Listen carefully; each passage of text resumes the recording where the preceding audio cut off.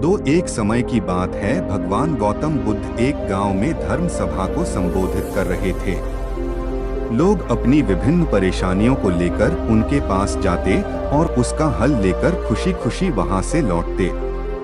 उसी गांव के सड़क के किनारे एक गरीब व्यक्ति बैठा रहता तथा महात्मा बुद्ध के उपदेश शिविर में आने जाने वाले लोगों को बड़े ध्यान से देखता।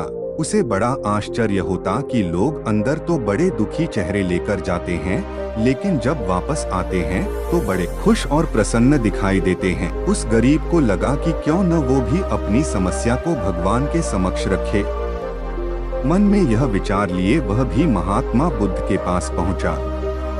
लोग पंक्तिबद्ध खड़े होकर अपनी समस्या को बता रहे थे।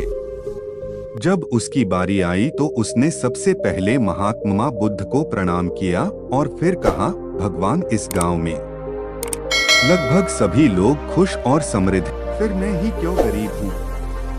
इस पर उन्होंने मुस्कुराते हुए कहा, तुम गरीब और निर्धन इसलिए हो क्योंकि तुमने आज तक किसी को कुछ दिया ही नहीं। इस पर वह गरीब व्यक्ति बड़ा आश्चर्यचकित हुआ और बोला, भगवान, मेरे पास भला दूसरों को के लिए क्या हो, मेरा तो स्वयं का गुजारा बहुत मुश्किल से हो पाता।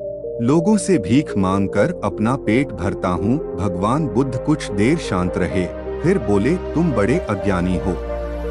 औरों के साथ बांटने के लिए ईश्वर ने तुम्हें बहुत कुछ दिया है, मुस्कुराहट दी है जिससे तुम लोगों में आशा का संचार कर सकते हो, मुख दिया है ताकि लोगों से दो मीठे शब्द बोल सकते हैं, उनकी प्रशंसा कर सकते हो, दो हाथ दिए हैं, लोगों की मदद कर सकते हो। ईश्वर ने जिसको ये तीन चीजें दी है वह कभी गरीब और निर्धन हो ही नहीं सकता। निर्धनता का विचार आदमी के मन में होता है, यह तो एक भ्रम है, इसे निकाल दो।